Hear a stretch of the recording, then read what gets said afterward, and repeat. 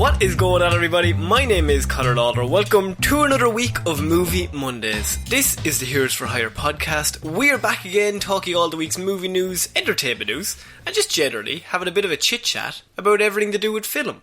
As always, I am joined by my partner in crime, Mr. Shaun Meehan. Shaun, how is it going? Don't you love when you're just ready to record and then an hour before a major thing drops, Connor? We even decided to record on this Monday because we thought, let's wait, there might be something to drop regarding some of the Disney Plus shows. And we were originally talking, maybe we record around 3, around 4, don't know when. Yeah, luckily we pushed it back. Yeah, we pushed it back to peek behind the curtain. It's about 5 o'clock here.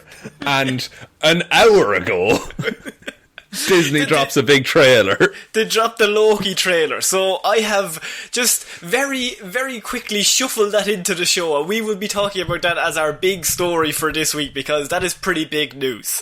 And we've only seen it once, so prepare for ill-informed and no nerdy opinions. I think Tom Hiddleston might be in it. Is this about the Marvel? Is this the Marvel ones? What's this about? It's not the only trailer this week, Connor. No, Shaun. And why we are starting this week, we're starting with a trailer from a movie from the 90s, which I feel is a sentence that I say all too often on this movie show. It's true, there are no original ideas left in Hollywood, as we well know. But one of everyone's favourite movies back from the 90s, if you grew up in that time, is Space Jam. My school had 2 VHS tapes, and one of them was Space Jam. The other one was Road Safety. So I have seen Space Jam about 18 times. I think we had Kangaroo Jack.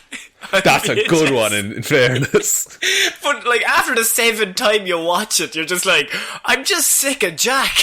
Jack is too radical, if anything.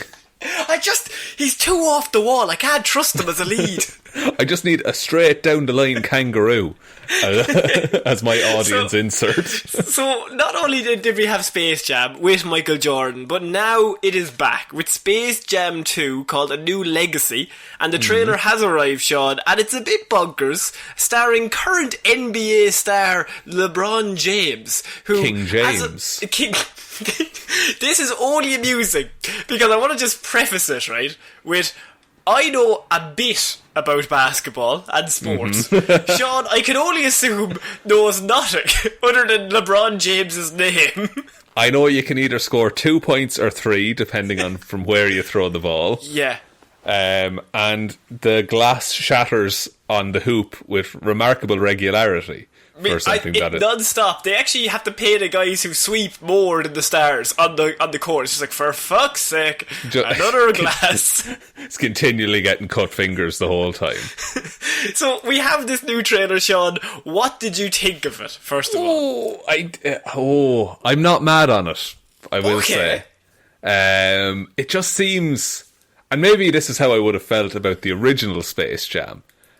When it came out. It's a nice Hero or Zero mug that you're drinking out of there, Connor, by the way. True. Available on our merch store, everyone. That wasn't even a merch plug. I was just having a sip. It's a great mug to sip out of. But I don't know if when I saw the trailer for the first Space Jam whether I would have had the same reaction in that, this looks, for all the colour and flashiness of it, it looks boring to me. Really? Yeah. It is interesting because obviously this is not for us, right? No. But it is for us, but it's not for us in a weird way. Like, it's trying to do this nostalgia to get us in, but it's also obviously aimed at a younger audience. Now, I have a very small brain, so they might also be aiming it towards me. But mostly it'll be children, I can only assume. What I will say is, I feel like I've been out of the loop, but the new animation is less fun or less likeable, or I don't know what it is. I get you. It's not taking huge amounts of advantage of the benefits of animation where you can literally do anything. He's just kind of talking to characters Like, yeah, and so we start off, we'll talk about the trailer itself. So the trailer starts off that we need a reason why Mr. LeBron James, King James as you know him, Shaun, he ends up in Toon World. And so the story is that he's training his son to be a basketball player, and his son wants to play video games or something? Yeah, is that his son's like, you don't get me, Dad. I'm a TikTok star. I can only assume. Can I just say also, I'm paused on the frame right here. He's playing what looks to be a knockoff Nintendo Switch, which King James's son definitely would have like 4 Switches, depending on how he was feeling. And he's playing a basketball game. I just hate basketball. Now, if you don't mind, I'm going to play the NBA 2K17. Okay. Oh, it's a good NBA 2K edition. So he's training his son to be a basketball player. His son doesn't want anything to do with it, Shaun. And one day, his son is like, I don't want to be involved in this. I'm going to run away in this strange building. I don't really know where. A server of some kind? And he gets transported. And then we hear the line that LeBron James says of, Will Smith ain't got to deal with this, I can only assume. Will Smith's son is 24 or something. By the way. Will Smith ain't got to deal with this shit in this kid's movie. If there's an R-rated cut of this somewhere, that's going to be unreal.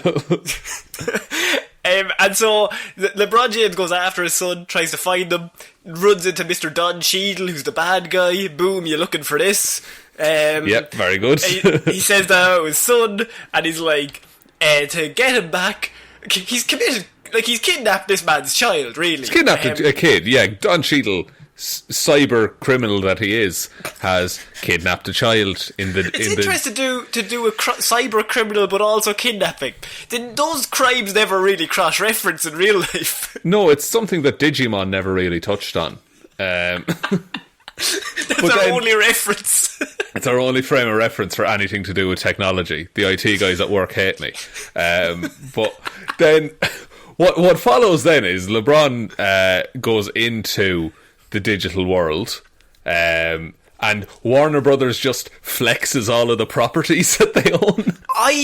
You know what? I sometimes forget how much they own, because we always constantly talk about Disney and like, oh, Disney owns everything, and they're the monopoly that they have, yeah. But like Warner Brothers owns the other 50%, so it's really just the two of them. Yeah, like, and it's because LeBron is flying past like the Wizard of Oz, and he's flying past fucking Game of Thrones and everything like that. King Kong as well. King Kong, yep, great one. Twister, I think I saw in there. He does up a team because he lands, and it's basically explained to him he has to win this basketball game to get his son back. So he immediately puts together a team, and I've written down the team. It's LeBron, obviously. Yeah. He's in a small forward, obviously. But we have Superman, King Kong, Gandalf, and we have the Iron Giant, which I think is a strong 5. It's a strong 5-man basketball team, I will say.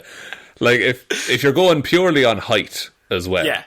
Well, Superman does bring in the height, but Superman has the speed. You stick him in a point guard, Shaun, it's all sorted out. I mean, he can fly, as well, like that. That's going to give him an advantage.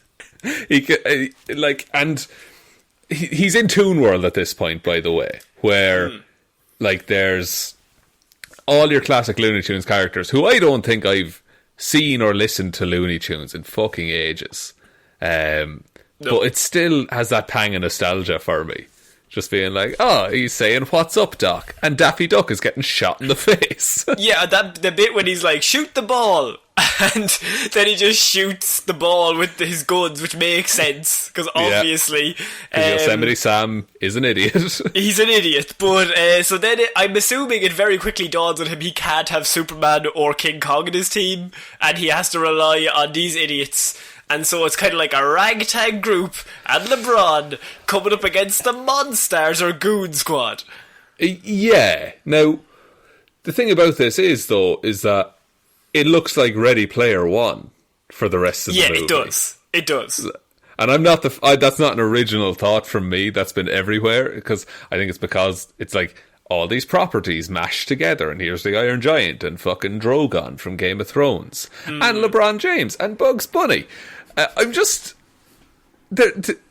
and maybe this is not a great complaint about a movie that hasn't come out, but from the trailer, where's the basketballing?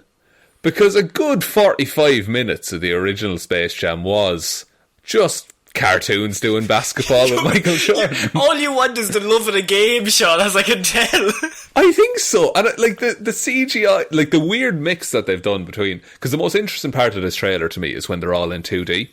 And it lasts for about 20 seconds. Then it transitions into this weird, like, Sonic the Hedgehog level, like, kind of CGI, kind of cartoony. Whereas, if I'm right in the original Space Jam, like, they were just 2D cartoons playing basketball in a 3D space. Yeah, I think so, yeah. And I think it was all hand-drawn as well, which gives it another, like... I don't know what it is, but maybe it's because we grew up with that it gives it more nostalgic feel. Hand-drawn rather than CGI. Yeah, and I did see a comment on YouTube, and I was like, that is the most measured and brilliant response to this trailer I've seen, which is, I hope the kids of today like this as much as I liked the original Space Jam. And I think that's kind of all you can hope for. You're not going to be like, why is this not for me? Because it's... Shut up. It's not for you. Just they don't make kids movies for 20-something-year-olds anymore. The bit for us, though, and Shaun, you won't really understand this reference, is that when Lola Bunny throws up the ball, she reminisces about a Dwayne Wade assist that he gave to LeBron in real life, and she does the two arms out kind of celebration. And it's just a weird, dumb reference to throw in this movie, but Lola Bunny has become Dwayne Wade. That's actually quite nice. I like that they've done that, because presumably, because someone will show that there'll be a basketball fan, right, who has no interest in seeing this movie, but they'll see that one scene and they'll be like, I might give it a try. Yeah, like, it's dumb, but it might be funny. And I think that's...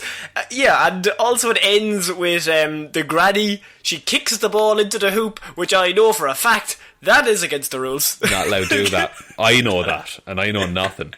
Rule 1 of PE. Do not kick the basketball. It's big, it'll break your foot. It weighs a ton, Shaun. Look, I've been hit in the face by several basketballs, Connor, I'll have you know. Not as fun. Not as fun at all. No, not like getting hit in the face with a tennis ball. That's great crack. Also, the cameos in the crowd are Pennywise, there's Agent Smith is there, the guys from Clockwork Orange are there, and Schwarzenegger's Mr. Freeze are also in the crowd. There's a whole bunch of fuck things that are in the background there, like the War Boys from Mad Max, they're in there. Oh yeah, they're for no reason. For no reason at all. Like, it's really weird, like... Because those are quite, like, Mad Max and Clockwork Orange. Those are, like, fuck things to have in the same universe as the Looney Tunes and LeBron James. I think LeBron's acting is about the right level for the film. I don't really... Yeah. For the small bit that you get, I don't have any major complaints. Now, it might get worse over the 90 minutes or 2 hours that this movie goes, but from what we've seen... He seems fine. And I hope there's an MJ cameo somewhere where MJ plays Bill Murray... And he comes in and he's like, come on guys, we can do this. He's like the old guard that they get in right at the end. Or he's the manager of the Goon Squad. Oh, Michael Jordan fell. Like, he fell to the dark side. He turned. It's their job to... And like, LeBron is looking at him like, come on MJ, join me. I need your help. And it'll be a very slow motion, lovable moment. It's going to be great. It's just a shame they don't own Star Wars. Damn it! If only. So, Shaun, that is the Space Jam 2 trailer. It looks like fun for when you're younger, and I think it's fine. Well, I'm sure when it comes out, we might watch it, and let's see what happens. Yeah, it looks like a good family movie. We might do the original Space Jam on the Patreon at some point. And it's aware of what it is, which I appreciate. I'm okay if it knows what it is. Yeah, but not in the same way that, like, you can just get away with doing bad stuff and say, it's a sequel, it's fine. Like, don't be so aware about that, but be aware that, like, this is weird and dumb, but it's also kind of entertaining, maybe. Yeah, okay. Speaking of entertaining and weird, Shaun, we are moving on to our next news story. And this involves a certain movie that has been bought by Netflix. It came out in cinemas. Yes. And Netflix have bought the rights to sequels for nearly $500 million to a small movie known as Knives Out, Shaun. So fucking hype about this news. Knives Out is a movie that came out in 2019, directed by Rian Johnson, and I must say that myself and Shaun, I think you are as well, massive fans of the film itself. It's a classic whodunit that I'm all in on. I love a whodunit, but like, I prefer them if they're once every few years. But this world that Rian Johnson created with, like, you have Mr. Blanc, who's played by Daniel Craig, who's loving Benoit it. Blanc. Benoit Blanc. He's having the most fun I've ever seen Daniel Craig have in a movie. Because he doesn't have to be James Bond and die, or no time to die. You're correct. You're very correct there. It's got an amazing cast. Like, I just continue with the news. I'm going to gush about Knives Out later. Netflix has spent $450 million to acquire the rights to Knives Out 2 and Knives Out 3, to our two sequels. Now, the sequel has long been rumoured the fact that Benoit Blanc would be coming back, but it wouldn't be the same cast that he's involved with. It would just be a very similar to like Poirot, where he moves on to the next case in whatever area he's in. He's a detective, like, so you can just follow him moving around. Like, how many episodes does Poirot have? Like, I actually don't know, but it's a lot of episodes and a lot of seasons. So, or else Murder, She Wrote, where the question is always, why would anyone want to hang out with that old lady? Everyone around her dies, correct? Everywhere she goes, every Christmas, I'm going to the Johnson's house. No, if I was Mr. Johnson, no, you're not. We are moved away this year. I am fine with the number of family members I currently have. Fuck off. The conspiracies only start when you come around. So, Benoit Blanc will be coming back. What do you think about this idea that Netflix are now buying these major movies that have maybe come out separate to Netflix, but now they're bringing them in because maybe some of the movie companies at the minute are going through a hard time.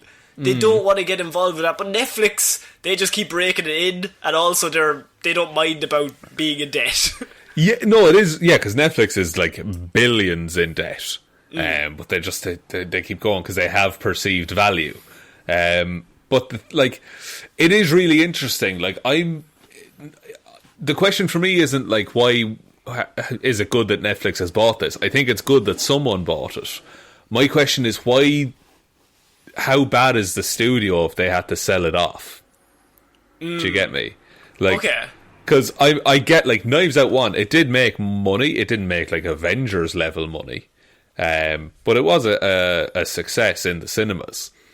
But, well, I mean, Rian Johnson got nominated for an Oscar for Best Original Screenplay for Knives Out. Exactly, yeah. Like, it's a very, very good movie. Maybe they were worried they couldn't do it again. Like, you can't capture that again. It made $300 million on a $40 million budget, which I think is a lot of profit. But at the same time, I think all these studios are getting behind the facts of either you make $1 billion or we don't want to. Because what Knives Out has now, Shaun, this might surprise you, it was an original idea. I'm sorry? And it was an original idea. It wasn't a superhero movie, or it wasn't anything to do with like anything else. It was just a cool idea that they filmed and got a great cast in, and everyone just had lots of fun, and it was a detective movie that we don't really get that often. And so the idea that they'd bring out another one, I always felt like the first one had, like, I suppose it was under the radar success. Like, I remember like it was out for weeks, and everyone I talked to was like, oh yeah, that movie is great, if they'd seen it. And if I said, have you seen Knives Out, to anyone who had not seen it, they were like, what's that movie about? I haven't seen any trailers or anything for it. See, it is a very hard movie to market as well. Like, how do you market a murder mystery? Like, how do you set the stakes for something that is unravelled as you watch it? You show Benoit Blanc looking confused, and he's just like always looking into the distance. But the thing about that movie is, I was so satisfied with it at the end. Like, everything, like, tied up neatly. I was really happy with how it ended. And I was like, if I never got another one of those, I would be fine with it. But if you can do that same thing again and give me the same sense of satisfaction at the end of a movie, not where I'm waiting for the next one that's coming out next summer or anything like that, like that's a success. That's a success of a movie. Yeah, no, and I'm very excited about watching like a sequel. I just think a sequel is something that I would like to see where it goes. Like, this is one of the few movies in the last few years that hasn't been like a big blockbuster that has a sequel built in, that I finished and I thought, I'd like to see those characters, or Benoit Blanc, I'd like to see him in another scenario, even if it's not the rest of the same cast, because that cast was really, really good with Ana de Armas and all of them. But if you just don't have them, and you just have Benoit Blanc, I would still be very excited, just be like, I can't wait to see how he solves the next one.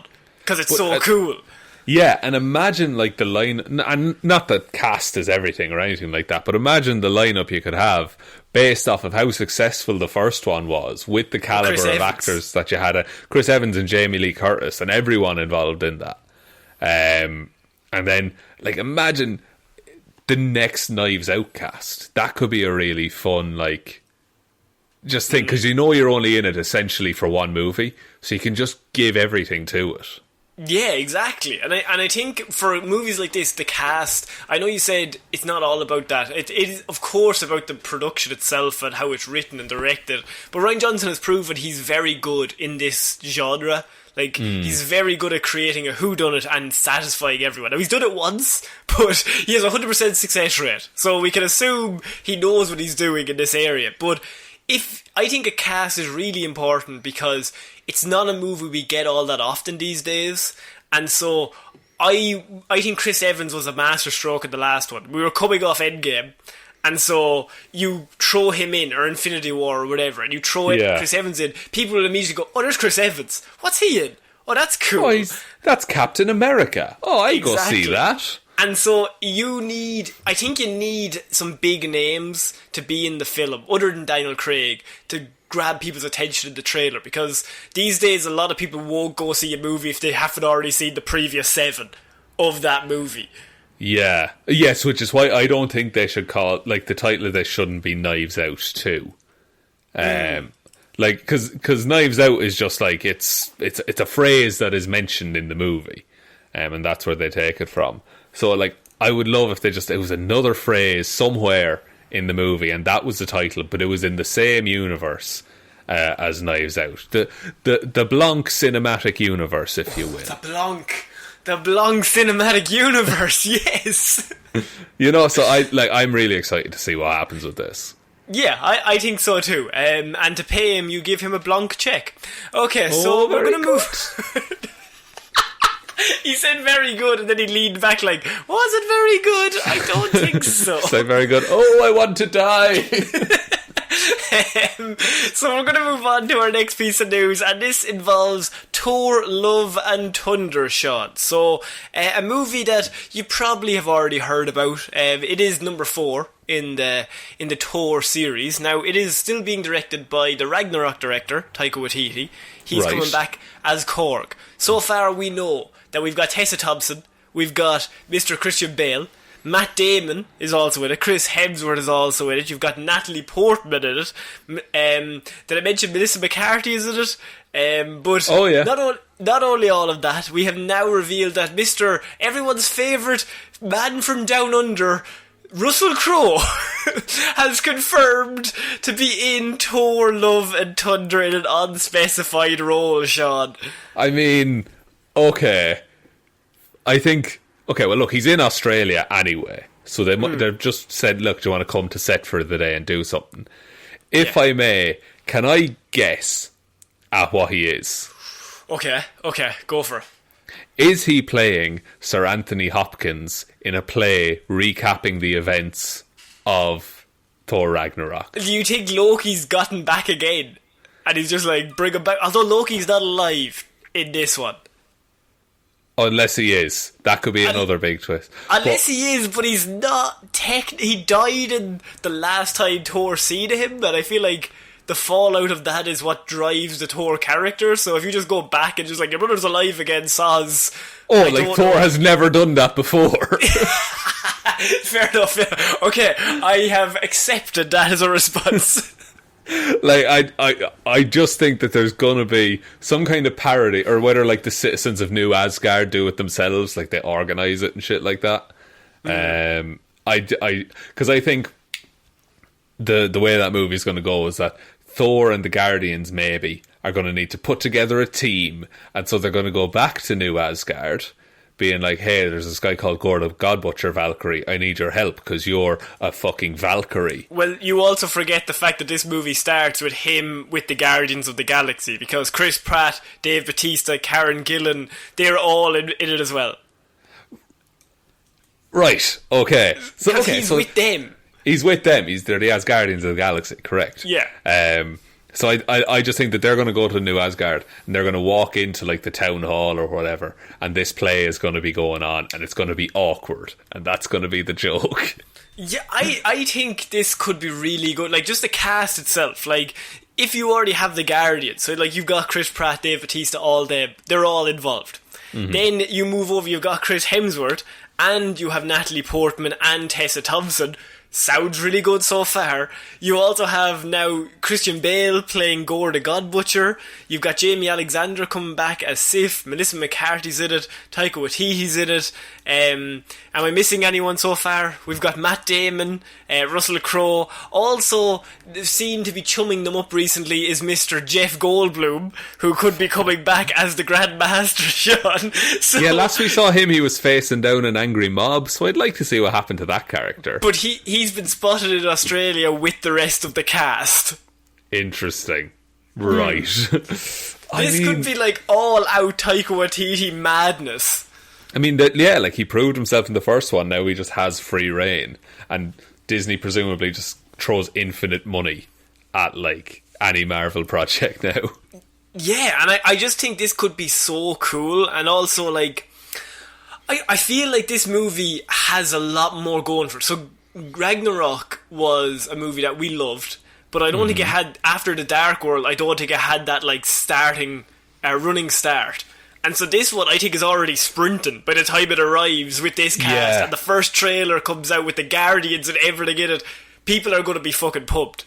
Yeah, I think there was no expectations nearly for Ragnarok after Dark World. It was just like, oh, Thor's like the fine Marvel franchise, but now it's like, oh, big shoes to fill, following on from Ragnarok. And we're going to get that amazing scene, Gore the God Butcher facing off with Natalie Portman and Chris Hemsworth, and it's just going to be fucking great. It's going to be class. I can't wait. It's going to be class. So Russell Crowe, he's coming back. He's rumoured to be taking part in this movie. I hope it's in a bigger role than just in an acting in a play. I hope like they have him coming back for just to do a voiceover or something, or a CGI character. What if he's Jor-El? And he's like constantly talking to them. Oh, yeah, and just like staring into the middle distance and just talking. And Chris Hemsworth's like, why does he keep calling me son? Why does he keep saying You're Clarke? an alien, son. You've got to solve this planet's problems. It's like, I mean, technically everything he's saying is applicable, but it feels wrong. He's in the wrong area. He keeps calling me Kal-El. It's very weird. Oh, look, I'd like to see him in a bigger role. I think it might be a cameo, but I think that's fun as well in this universe. Throw all the cameos at us. Throw Goldblum, throw Matt Damon, throw everyone at us. Throw whoever you want, it's fine. Yeah. So we're moving on to some sad news, Shaun, involving some superhero movies. That is involved in DC. DC originally had some movies lined up, Shaun. Now, two in particular were lined up at Warner Brothers. That was The New Gods, which was going to be one of their upcoming films, and an Aquaman spin-off, The Trench. Now, I have some sad news. Now, I know that you've the Trench tattooed on your back and front. And I it's a wraparound tattoo. And it's just, this might come as a shock, but The Trench and The New Gods, by the way, I was kind of excited for, they have both been cancelled. Shaun, shit. how do you feel? Well, I'm heartbroken, obviously. About the trench, mostly. Mostly about the trench, I will say. Trench was to be this weird, like, Mariana Trench Aquaman tie-in movie. James Wan was going to do it as well. Yeah, it was going to be like a horror-style thing. Look, for all the skitting and laughing we're doing, I wasn't mad on the idea. But it still sucks that it got cancelled. Like, because that was like, DC are trying something. Yeah, and I think they were going to... I still feel like they probably should just do a good Superman film before they move on to the trench. Is what I would say. No, you lead with the the trench is like the honeypot, and like we're like a load of bees.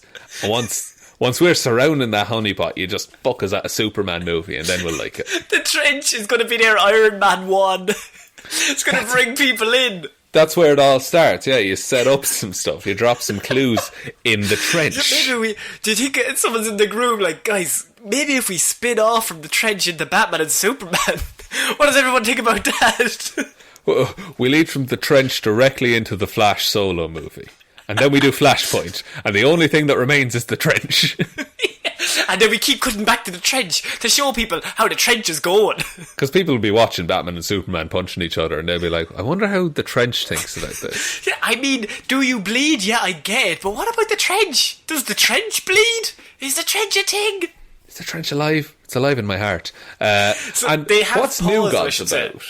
Yeah, the New Gods... They've paused it more so... I said cancelled, but the word they've used is they are dead. The projects are dead at Warner Brothers. But in their press report, they said the projects will remain in the skillful hands of Ava DuVernay, Tom King, James Wan and Peter Safran, who are involved in both of them. And they will remain in their skillful hands if they were to move forward in the future. So I think it's a case of, like, they're dead, but if we change our mind next week... we'll also just move forward. Right, okay. And what was the... I think I know the rationale behind the New Gods movie. The slate is pretty much packed at the minute, so they're having a difficult time squeezing them in because they're trying to get done with the Suicide Squad, the Batman, the Flash, Black Adam, Shazam 2 and Aquaman 2 already over the next few years. So I feel like they would have been pushed back anyway. Yeah, that is... Yeah, and I don't think... It, like, as much as a New Gods movie would be cool, it doesn't have the recognition of any of the others, really.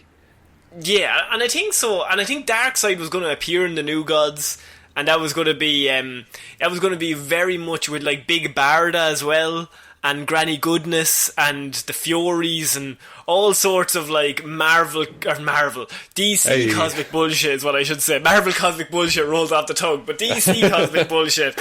A whole area that we've never explored really.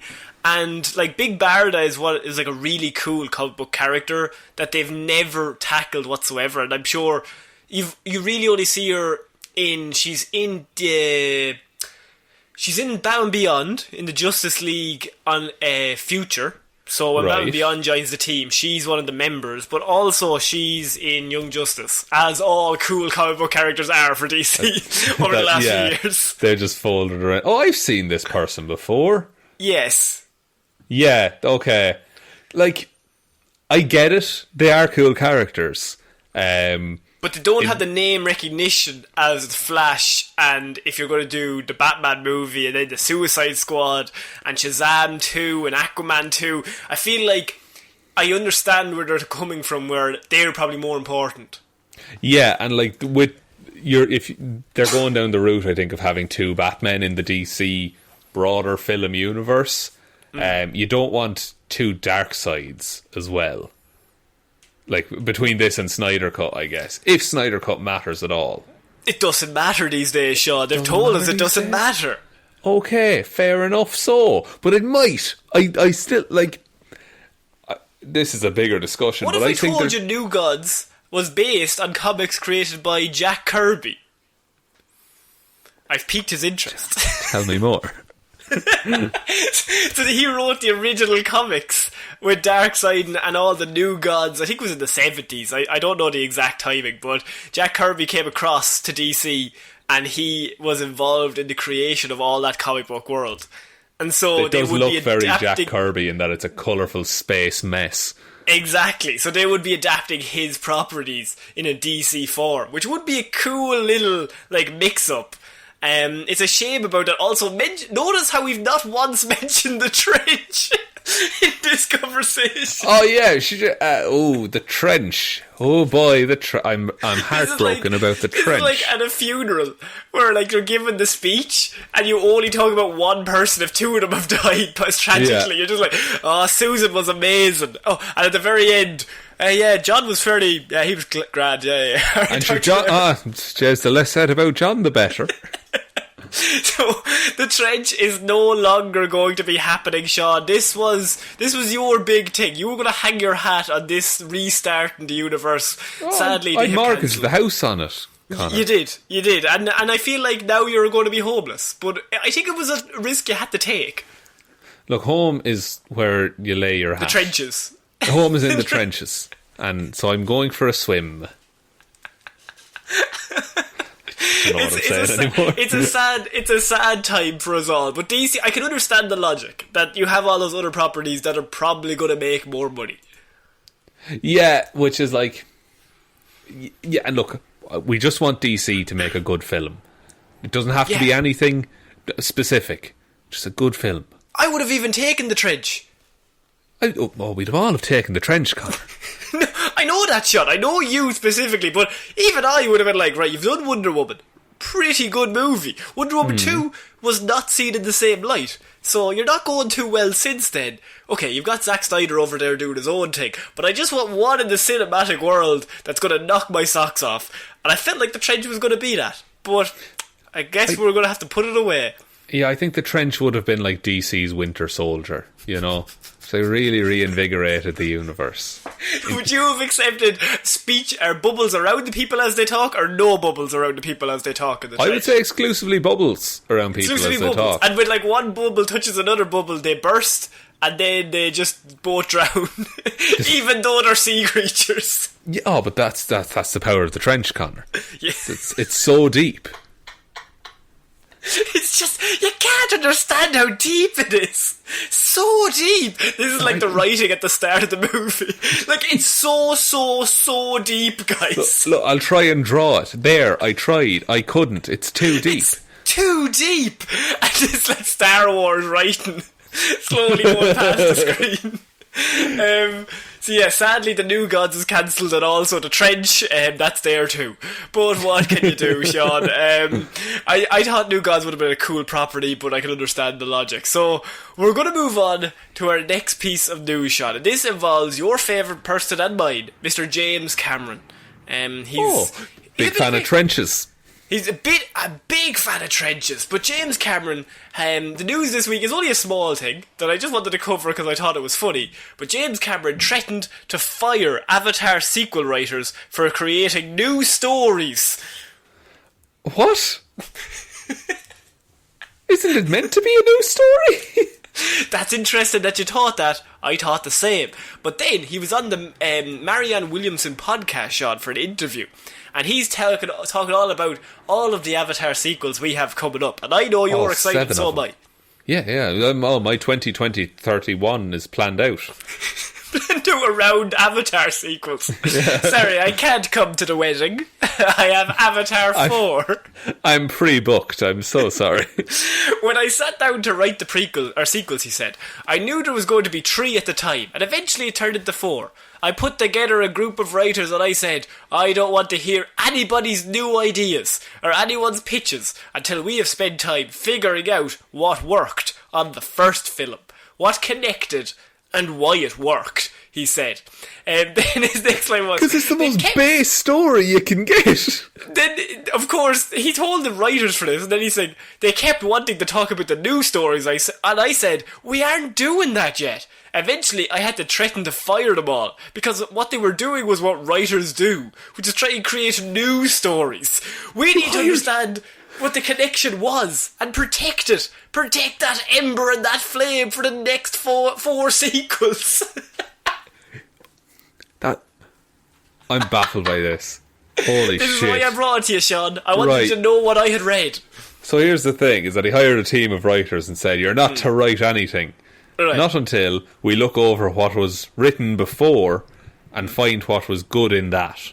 Should have hired a team of readers more so than writers in that regard. Honestly, yeah, maybe. But this is also weird that he's the one telling this story. Like it's something to be proud of. But he's just hiring people and telling them to do no work. Except look in and fucking wank off about how good Avatar is. He just wants... That's what this is. He's hired people to tell him why Avatar is good. Guys, I haven't figured it out myself, but I know it's amazing. So could one of you, any of you, just let me know what connected with you on the first Avatar? The guys and gals in the room are delighted just to get a gig. And they're just like, they'll say anything. They're like, oh yeah, really connected. I fucking loved Avatar. It was the biggest movie ever. Yeah. That's the thing. Like, Avatar necessarily isn't like a spectacular movie, but it was an event. Like, it was this cinematic event that people went to see, and that's why it was successful. That's why it gained traction. Same reason Titanic was in cinemas for fucking 8 months or however long it was. But, like, the actual, like, connection and sticking points in Avatar, the stuff that stays with you, is very little. Like, you have Jake Sully. We, to this day, cannot remember the lead actor's name. Sam Worthington? Is that or is Sam? it Jai Courtney? No, Sam. It's Sam. I know it's Sam. Because Sam? I always think of Jai as Captain Boomerang and Terminator. Right. What else has Sam Worthington been in then since Avatar? He's been waiting. He's been waiting like the rest of us. He's been waiting on sequels. He's not allowed to do any new work until they realise what's good about Avatar. I'm just looking. What's Sam been up to? He was in Black Ops 4 as a voice. Pretty good. That's a pretty good pig, eh? He was in what? I'm looking at recent stuff. They just have Avatar 2 and 3 down here. He's not been in those yet. He was in Hacksaw Ridge. That's pretty good. That's pretty good. He was in Wrath of the Titans. He played pretty Perseus. good. That's a good one. Yeah, that's is that a good the one one. with Liam Neeson playing Zeus? I think it is. Bad? No, you're thinking of Percy Jackson. Oh, I thought that was Clash of the Titans. The sequel began with the release of Clash of the Titans. What the fuck is this universe? Hang on. Have you never heard of that? Oh, it is Liam Neeson. But was it Liam Neeson? I've a head full of useless information. That is a weird one to have in your head. Yeah. Hang on. Zeus. I need to know this or else I can't focus for the rest of the show. Why? Cause I'll die. They're the stakes. Zeus, Percy Jackson, actor, because apparently they're books or some shit. It was Sean Bean, excuse me. Yeah. Sean Bean. Did Zeus die in that movie? I'm not even looking up. Did the Bean get through it? Did the Bean get through it? He's a god. I'm sure. Surely he survived. Surely he survived. If you're Zeus. I think he did survive, but I think he was like done in. I think he got punished or something. Oh, okay, I don't know. right. Thanks for covering it. This is meant to be with Sam Worthington and Avatar. Yeah, well, look, he's also been in 3 Call of Duty Black Ops as Alex Mason. To be fair, that is a good payday as a gig. It really is. Like, it's just there all the time. There's always going to be Call of Duty. Yeah, we're always going to feel the Call of Duty, Connor. Always going to be Call of Duty. Always going to be Avatar until we die. He's got the 2 best gigs in Hollywood, Shaun. That's Sam Worthington really has he's just settled in, is what he's done. He's just like, this'll do me. This'll keep me ticking over. It's grand. So, Shaun, what do you feel about James Cameron? James Cameron trying to find the X factor in what made number 1 so exciting, and can he bring that to 2, 3, 4, 5, 6, 7, and 8? I feel that's something you do on your own as a director or a writer or a story creator before you hire in a team of writers. Interesting. That's an interesting concept. Do you feel like number 2 and 3 will have the same X factor? I do not. I'm really excited to see this, like how the release of those movies goes, because you have Avatar, which I think is back as like the biggest film, like highest grossing film ever, because it got a release in China or somewhere like that. But I want to see where, like, okay, so I'm holding my hand up to you. So Avatar is here. Okay. Where is step 2? is it higher or lower than that? Okay, well, if the first Avatar is a 6, maybe. I'll take a 6.5, but it won't make $3 billion, and then he might get really sad. I'm worried for James Cameron. If this comes out and it doesn't become the biggest movie of all time, he might be confused. I genuinely worry about what that man is going to do when it's not an immediate success as big as the last one. Because he's given it fucking 12 years or however long it's been. Yeah, and that's how you gotta let the last one settle. People needed to digest the X factor of the last one, Shaun, before you move on to the next one.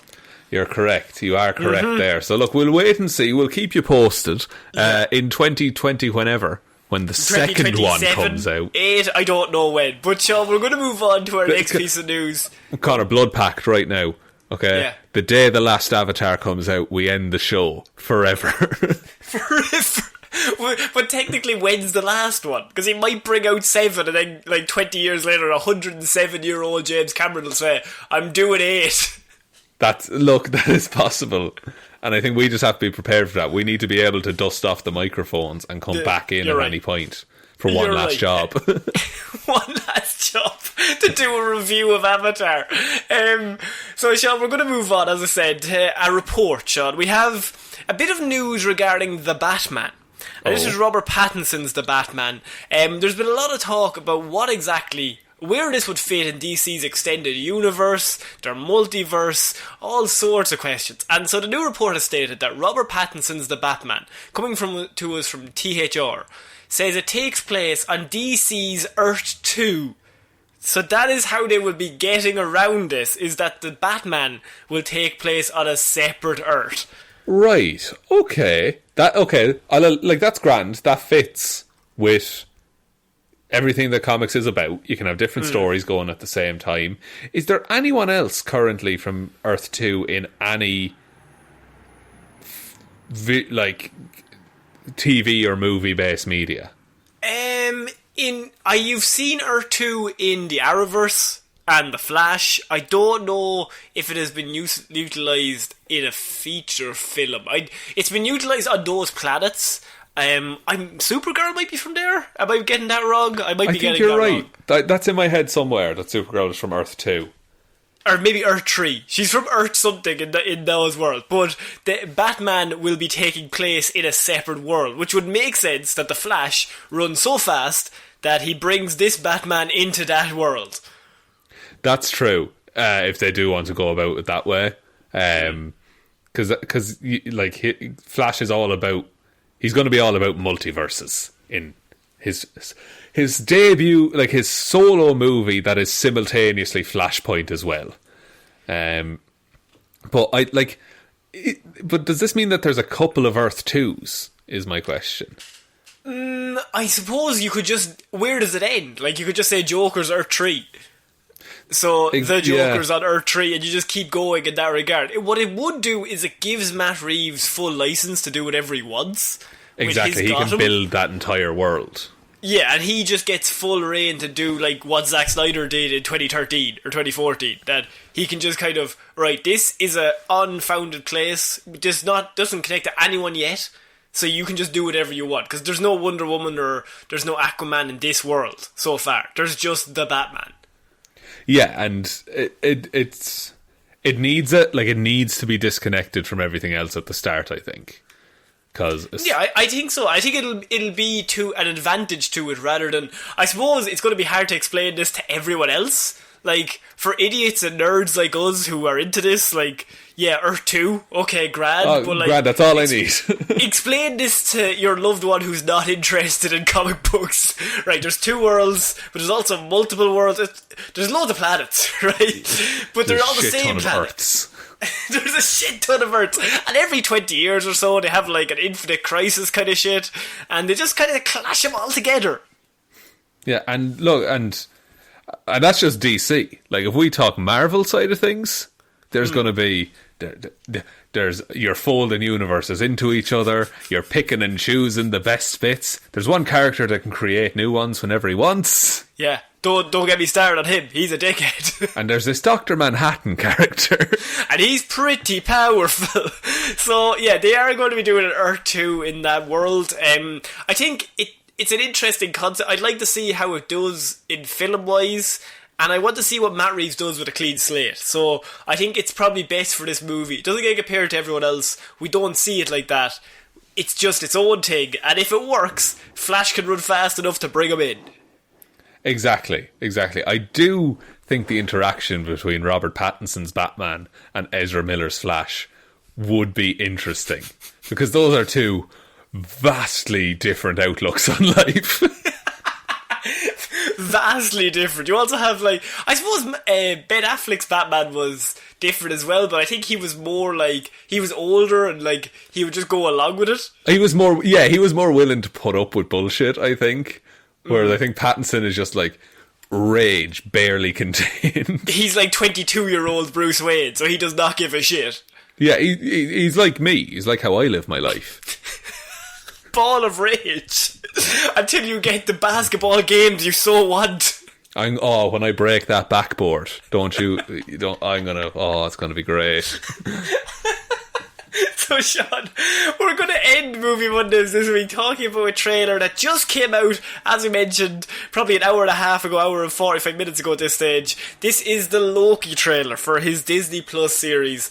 The Falcon and Winter Soldier is currently going on our screens every week, and we will be having a review of that next week. We do a review on the Patreon every 2 weeks, so we let 2 episodes build up, and then we review the two of them at the same time.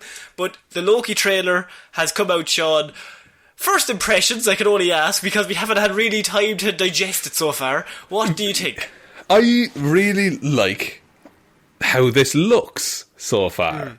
This seems to be a very well put together world, in that, like, because the trailer is basically, here's essentially what Loki's up to. He's working with the Time Variance Authority, and he's going around fixing the timeline. That's roughly it. But the world feels very lived in. The Time Variance Authority feels like an office, like it's an established thing that already existed for ages, and Loki is now just the one experiencing it. Yeah, and I think the vibes I'm getting are massive Umbrella Academy vibes. Yeah, I don't know whether that's because of the relationship to time and things like that, but it is like this secret organisation type deal. The idea is that when he took the Tesseract in Avengers Endgame and disappeared, that meant that they had to go back again in a different timeline to get that back. But so when they brought that back, the other Tesseract was still stolen in a weird, it's like, scenario. So, yeah, like you're constantly shifting Tesseracts from one universe to another. Exactly. So when he did that, he broke reality, or in some way, shape or form. And so the Time Variance Authority bring him in to basically be like, you broke time, and now you work for us to try and work it back. Yeah, I wonder, is it like a community service type deal? That for every bad thing he's ever done, or every mess he's made of the time stream, he has to now put in a certain amount of hours towards fixing that time stream. Did you like the bit when he's like, this is everything you've ever said? Yeah. This is absurd.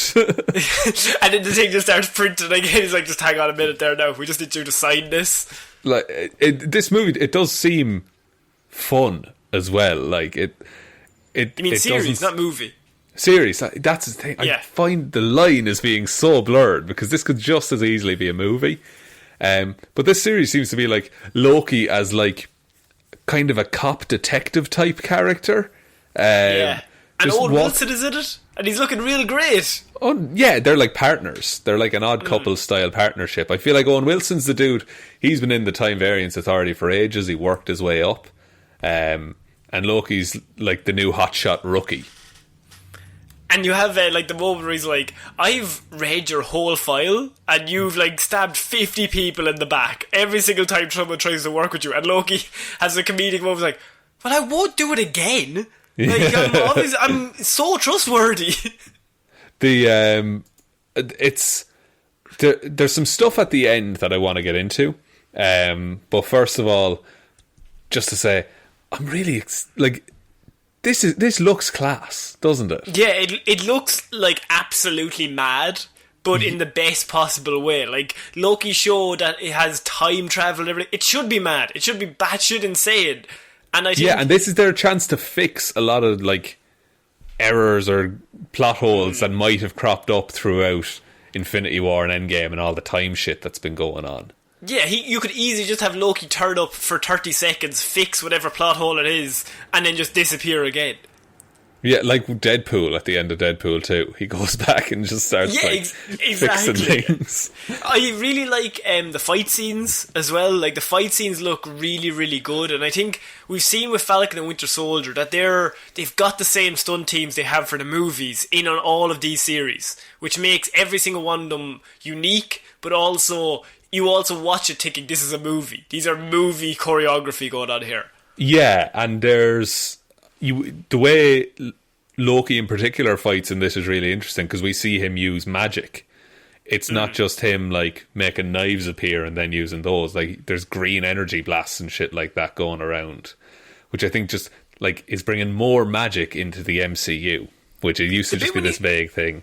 The bit when he says like, "Oh, I'm always 10 steps ahead of you," I'm assuming like he will get this first mission. Then he will be like, "I'm way smarter, try to betray them." And Owen Wilson's like, "I knew exactly that you were going to do this, and so we've caught you again." And he's probably going to try it a few times and just keep getting caught. Or what'll happen is something happens and maybe Owen Wilson either gets injured or he dies or something, and he's like, "Fuck, I need to actually stick with the team because every time I do my own shit, people get harmed." Yeah, and like Owen Wilson was a good dude by all accounts, like to Loki or something like that. There's a bit, and it was in the first trailer we've seen for this, so I shouldn't be too surprised. First of all, he's DB Cooper, definitely. Just want to nail that down. 100%. But then there's a bit where he's sitting on a rock next to a red-headed lady in like a black stealth suit kind of deal. Okay. And it looks very like Black Widow. Oh, okay. I don't know what it is, whether it's like him returning the stones or anything like that, but he's sitting there, they're all bathed in like a purple light, and then two like asteroids come down from either side of the screen. It's weird. I'm trying to work out in my head what the significance of Black Widow being in this Loki TV show would be. Unless he brings her back to life, but I don't think that would make any sense. I don't think so now with them. Now, the thing about it is, like, this movie's coming... this TV show is coming out June 11th, I think, is the release date. Black Widow's release date is... it's still saying April 24th, 2020. Oh, no! Any day now! Black Widow is coming out July 9th. I feel like, though, you couldn't put much stock into that because that movie, as you said, was meant to come out last April. So they're hardly going to do a movie last April and then have the Loki trailer a year later do anything that impacts the film. But like maybe it's like one last goodbye or something like that. It's kind of fucked that the last person she meets is Loki, if that's the case. She's never encountered him once before. Unless that's a timeline where she didn't die. And Jeremy Renner died. Maybe, and she just stayed on Vormir. She became the new Guardian of the Soul Stone. Ooh, maybe she becomes the new Guardian of the Soul Stone. I don't fucking Red know. Skull, go fuck yourself. Yeah, you're out of a job. Go travelling. You can't go anywhere that face. You've never been let in, dickhead. But it looks great. I'm really excited to see it. There's that lady again. Oh, I don't know what the fuck's going on there. Maybe it's just Loki as a lady. Who knows? I'm gonna be frame by framing through this. It just came out. I wish I had more to give people. I wish we got to scour through it like everyone else. But I was just preparing notes for the show, and then this trailer came out. I did one of those looks, and then I did a double glance oh, for fuck's sake. Throw this in. I just had an order nailed down. I just did it. Damn. So I feel like from everything I've seen, it looks batshit insane, which is what a Loki's trailer should look like, or a show should look like. And I think this could just be the show that makes no sense, and it's not dramatic like WandaVision or like has a deeper meaning or anything. It's just Loki just doing some weird shit and having some fun. It's Loki being Loki. I do think that maybe this might be like kind of a mix of Falcon and Winter Soldier and WandaVision, that you have all this weird magical stuff going on, but at its core, it's like Owen Wilson and Loki fixing shit. Yeah. Okay. Yeah, no, I can see that. And I think I think it could be very, very cool. It's very interesting. I think of all the ones, probably, which are you still most excited about? We've seen WandaVision. We're in the midst of Falcon and Winter Soldier. Having seen those two, are you still thinking Loki could be the best? Or are you enjoying what you're seeing? I'm enjoying what I'm seeing, and I've enjoyed what I've seen. Part of me wishes these were more spaced out. Like, that we got, maybe a whole year of TV shows, rather than, here's 4 months, and then it's like movies, which I realise is a very fucking, like, privileged thing to say. I have too much content that I love. Damn, why don't they do less things that I really love? Just wait until a year from now when I'm saying I'm so burnt out on movies, man. Everyone grew up in like 2003 and it's just like, I just want one superhero film. Just one? That'd be nice. No. Yeah, so I think the trailer looks very, very good. I can't wait to go back and rewatch it after this show is finished, Shaun. But I think that's the end of Movie Mondays this week. I think so too. Will I take us out, Connor? Please. Thank you, everyone, for listening to this episode of Movie Mondays. We will be back Wednesday with Weird News Wednesday, Friday with Hero or Zero, and next Monday with another episode of Movie Mondays. As we said, we will be doing our bi-weekly? Yeah, every 2 weeks. Yeah, bi-weekly makes sense, yeah. Yeah, our bi-weekly Falcon and Winter Soldier catch-up, wrap-up review thing. That'll be going up on the Patreon. So do check us out over there if you want. Big thanks to everyone who supports us over on Patreon already. Shout-outs and nicknames have to be announced at the end of every show, so thank you very much to Waffles Loves You and is hoping you are having a good day, but if you are not, that's okay too, and it's important to feel your emotions. Ciara Lawler, David Clarke, Ed Ball, Joe, cool, tight, no doubt, Bernie, like that one. Raymond, my eyes, the goggles do nothing, Ging. Roisin Robbie Williams, the CGI monkey enthusiast, Hally. Ryan, Satron paint, Evanson. Shaun, sphere for a head, Jamieson. Dominic, Jessiah, Florida gal green. Anna, Maureen has the fry on, Hjelmroos. And little Dicky, K.I.S.S. Keep it simple, stupid, McGrew. Thank you, everyone. Thank you for your continued support. If you want to join the Patreon, there's a link to that in the description. There's also a link to our merch store. You can get a mug like your hero Connor. You can give us a follow on Twitter at Heroes for Hire Pod, Facebook.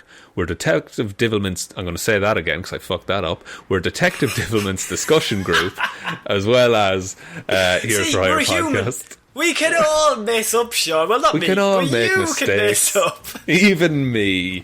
Instagram, we're Heroes for Hire Podcast, or you can email us heroesforhire_@outlook.com. But I think that's about it, Connor. I think that's about it. So I've been Connor Lawler. I've been Shaun Mean. I will see you next week, guys. Bye. Bye.